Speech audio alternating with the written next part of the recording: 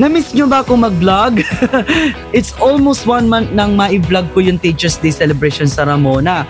Rin nga focus tayo nitong Sabado. Sa araw na tayo wala pa din akong takas sa pag-review para sa Mandarin quiz nain. Hanggang sa GP nagre-review pa rin ako. Dadalhin pa kasi sa Beijing yung mga test paper para doon mabilang yung magiging score nain. Nakasalubong ko pa si Sir Chino at kami sabay-sabay na mag-e-exam. At isa pa magkaklase po kami sa subject nari. No.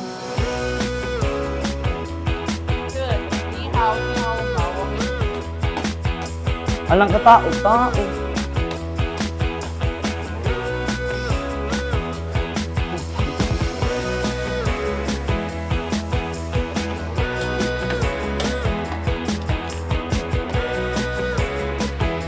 Nang makapag-exam na kami, napalit birthday ngayon ni Ate Pam. Di syempre, binati na insiya. Ate, anong wish mo po ngayong birthday mo? Ang wish ko ay sana makatulog na ako. Ay! Sana madiligan ang mga halaman ni Jordan.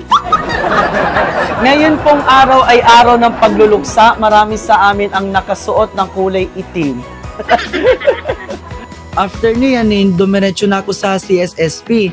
Ini-invite ko nga yung mga kaibigan ko na umattend sa event na dun sa Why Not. May mga hahabulin pa raw na gawain. Kaya sa susunod na lang ma-invite. Although naman sila, born again Christian naman. Syempre maganda na rin yung may kasamahan ka na pupunta roon sa Why Not. Rin nga pala yung kuwan, yung CSSP or College of Social Science and Philosophy. Abay, hinahanap ko pa kung saan yung Aklatang Mariano dahil hindi ko alam. Hanggang sa nagtanong na ako di oras.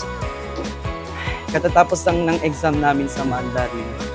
I don't know kung saan bahagi ito ng CSSP ring Aklatang Mariano na tinutukoy.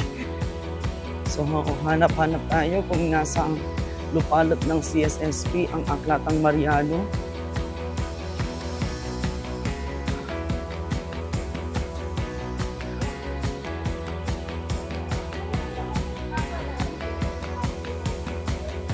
Saan po dito ang Aklatang Mariano? Sa baba pa po. Thank you po. O, tignan mo yan, sa baba pala. Nagpakahirap pa akong umakyat. Dito pala ang Aklatang Mariano. Ayan. Ito na po kami sa Aklatang Mariano. Everyone. What's up, Why Not?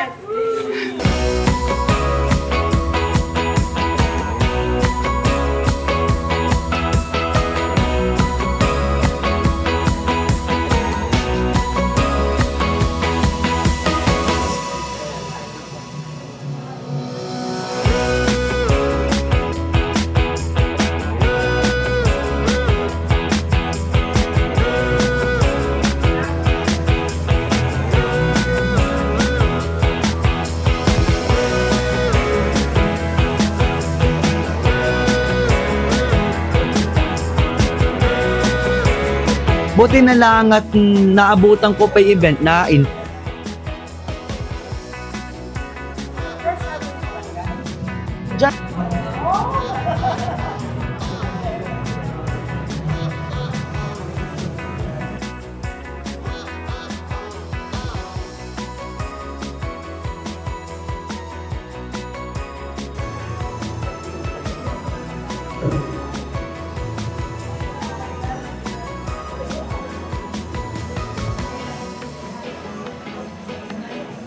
pagkayari nagpalaro sina Kyle tsaka si Jules. Ang gagawin, hihitsahin yung lobo. Once na ma-stop yung music, kung sino yung huling makahawak ng lobo, siya yung mag-i-introduce sa sarili niya at tsaka sa school siya nag-aaral.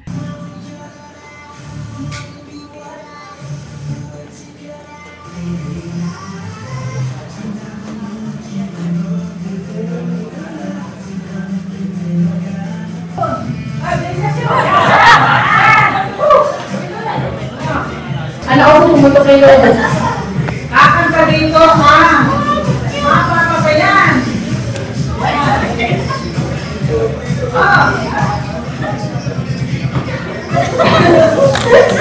Kailangan ka hindi ko magsak. Pakisabi po ang name at kung anong college. Hello, I am Jason Arturo from Dr. Yakas Colleges, DSMB. Yun na. Okay.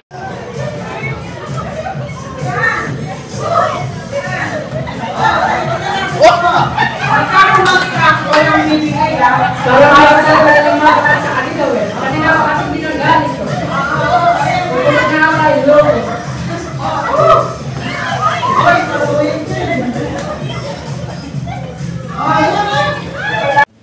My name is Mia Songa po, BSHM 3E. Ang nag-invite po sa akin si Ganda Hela. From CIC.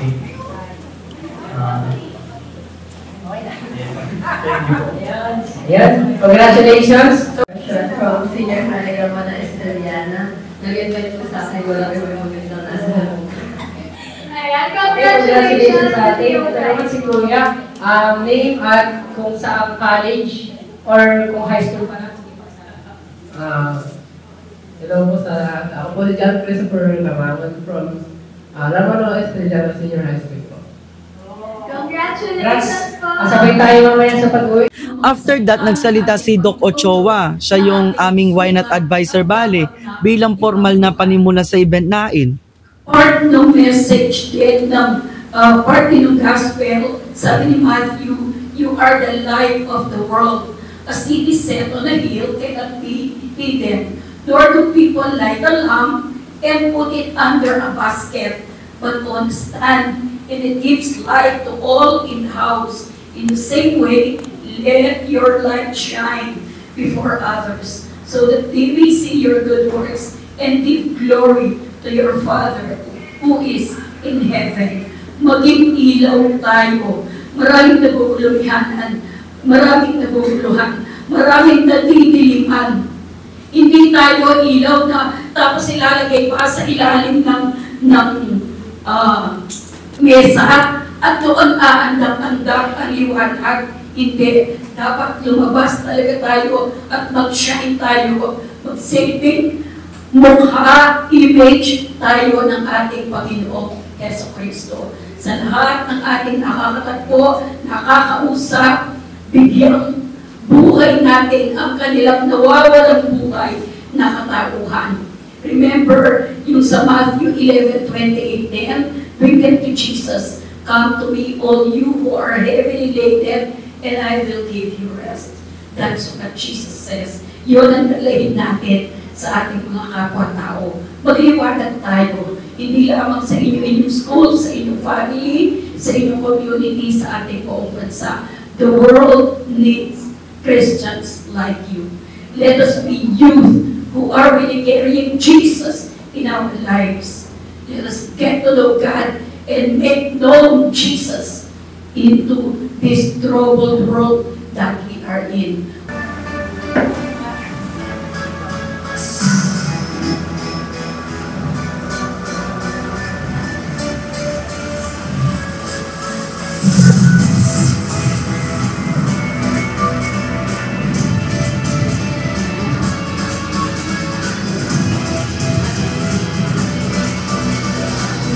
Pagkayari, pinakilala naman ni Why Not President Ate Eliza yung mga officers ng organization nain. You can always reach out to us. Ayan, so nakikita niyo po ang face ng ating new set of officers. Sumunod, ipinakilala na yung guest speaker, which is si Ate Fatima. Kung meron tayong mga timeline na hindi na natin nasunod before, alalahanin natin na one day, no, habang nagpapatuloy tayo sa paglakad sa journey natin, may patutunguhan tayo that is worthy of where we are really meant to be. And ngayon, na student pa lang kayo, ano man yung ginagawa natin, ano man yung mga kinakaharap nyo na mga bagay sa oras na to, huwag nyong isipin na nawawala niya ng kabuluhan. Kasi, unti-unti, yung mga bagay na yan, makakatulong sa inyo when you see the greater picture. So ngayon, itap nyo yung sarili nyo at sabihin nyo, I'm proud of you. Ayan. And being here, we are all proud of you na nandito kayo ngayon. And right now, no, Now that I'm working, no, kayo na baka may mga pag-graduate, okay na i-excite na, maging adult, no? Baka may na-excite na dito na mayari na yung degree, matapos na sana, makagraduate na sana. Enjoy your college life. Okay? Huwag niyong i-pressure yung sarili niyo na snap of a finger, sana graduate na ako. Ngayon na nasa campus pa kayo, ngayon na nasa university pa kayo, allow yourself to be a student and allow yourself to be in the campus. At kung asan kayo ngayon, tandaan natin na it is leading us into something greater, something bigger. Yun yung tatandaan natin. Ano? And for everyone here, you continue doing your best, persevere in everything that you do, and don't forget to take rest when you need to. In time of resting, you take rest. And in time of working, studying, hustling, you do your best in doing that also. And always remember that God who gets you to where you are at this moment is also the same God who will get you through it. Ang kailangan lang natin at this time is to really decide na magpapatuloy tayo sa journey na to. At since binigay niyo na yung napakahalagang desisyon na dito kayo sa YNAT, gagawin natin yung journey with YNAT, no, yung college life natin. Definitely, hindi din ito masasayang. Matapos yung message, binigyan siya ng certificate and token of appreciation. Nagkaroon kami ng breakout groups at doon ay isa ako sa nag-facilitate ng mga estudyanteng mula sa College of Education, College of Engineering, tsaka College of Science. Doon ko nalaman ko ano yung mga courses nila, baka napunta lang sila sa second choice o na-reconsider lang. Tapos, doon ko diniscuss yung patungkol sa Youth for the Nation, life group, tsaka doon sa take-away sa lesson ni Ate Fatima. Abay, sinasabi ko sa inyo, maganda din sa why not? Kasi magtutulungan tayong lumagot, magiging matatag sa bawat area ng buhay natin. Madidevelop pa yung leadership skills natin bilang kabataan. After niyan, nagkaroon na kami ng photo opportunity.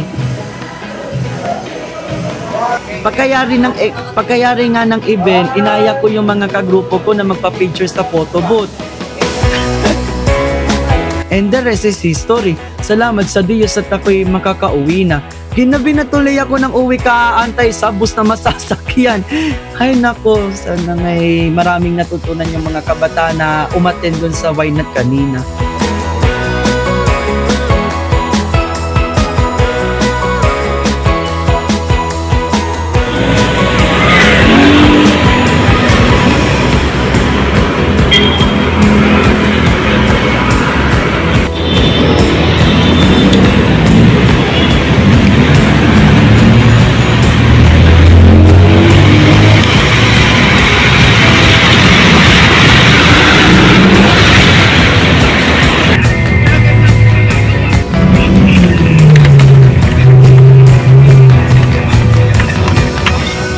God bless you all and have a great day ahead.